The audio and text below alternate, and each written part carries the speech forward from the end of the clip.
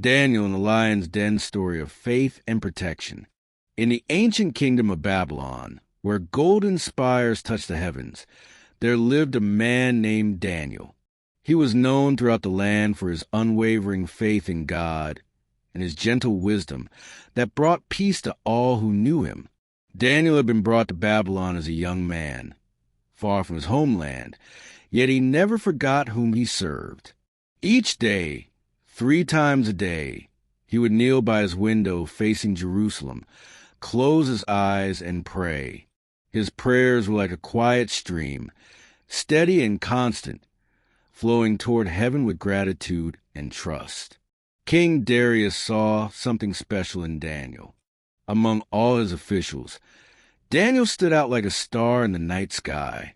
He was honest when others were deceitful, kind when others were cruel, and faithful when others wavered. The king decided to place him above all other rulers in the kingdom. But not everyone rejoiced at Daniel's success. In the shadows of the palace, jealousy grew like thorns. The other officials watched Daniel carefully, searching for any mistake they could use against him. They examined his work, listened to his words, observed his every action, yet they found nothing. Daniel was as pure as fresh snow. Then they noticed something. Every day, without fail, Daniel would pray to his God. Their eyes gleamed with a dark plan. These jealous men came before King Darius with honeyed words. "O king, live forever," they said. "Let there be a decree that for 30 days no one may pray to any god or person except to you. Anyone who disobeys should be thrown into the den of lions." King Darius, not seeing the trap, signed the decree into law. According to the laws of the Medes and Persians, once signed, it could never be changed, not even by the king himself. When Daniel heard about the new law, he went home as the sun painted the sky in shades of amber and rose. He climbed the stairs to his upper room, where his window stood open toward Jerusalem, just as it always had. He could have closed the window. He could have prayed in secret. But Daniel's faith was not something to be hidden. It was the very foundation of who he was. And so Daniel knelt down, just as he had every day for as long as he could remember.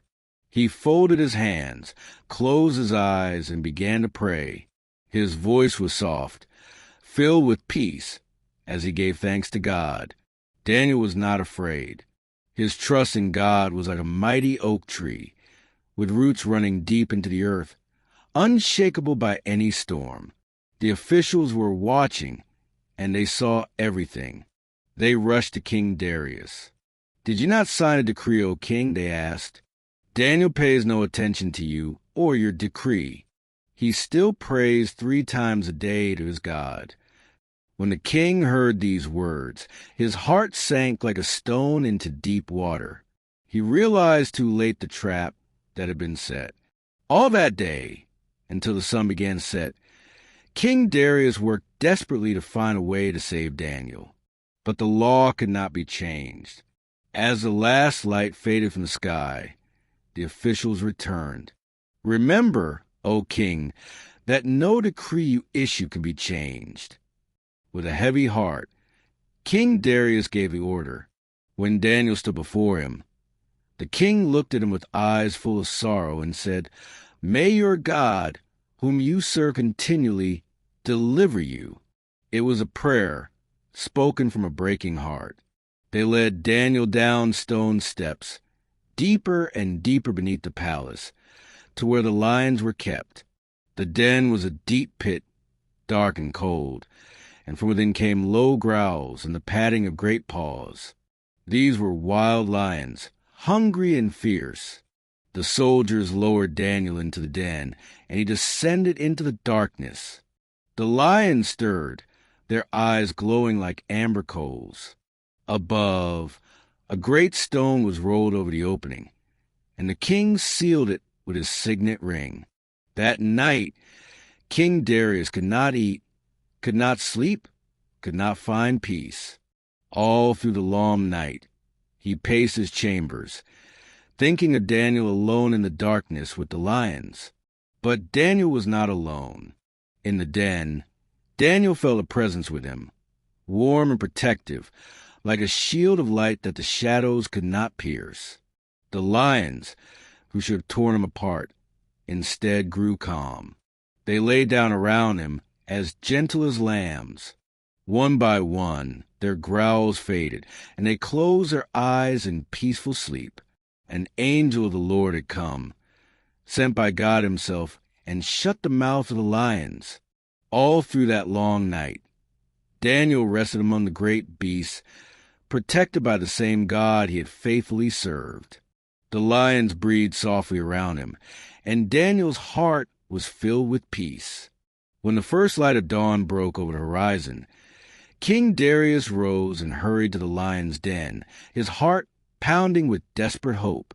"Daniel," he cried out, "servant of the living God, has your God been able to deliver you from the lions?" From the depths came a voice, strong and peaceful. "O King, live forever. My God sent his angel and shut the mouths of the lions. They have not hurt me, because I was found innocent in his sight." Joy flooded through King Darius like sunlight breaking through storm clouds. "Lift him out," he commanded. They rolled away the stone and brought Daniel up from the den. Not a mark on his body, not a tear in his clothing. Daniel stood before them whole and unharmed, because he had trusted in his God. Then King Darius wrote a decree to all peoples and nations throughout his vast empire. "I make a decree that in every part of my kingdom, people must fear and reverence the God of Daniel, for he is the living God, and he endures forever. He rescues and saves. He performs signs and wonders. He has rescued Daniel from the power of the lions." And so Daniel continued to prosper, faithful as always, praying 3 times a day by his window, giving thanks to the God who had never left his side, the God who had shut the mouths of lions, the God who protects those who trust in him with unwavering faith. The story reminds us, as we close our eyes to sleep, that we are never alone in the darkness. Just as God sent his angel to protect Daniel, he watches over all who put their trust in him. Rest well, and may peaceful sleep find you, protected and loved.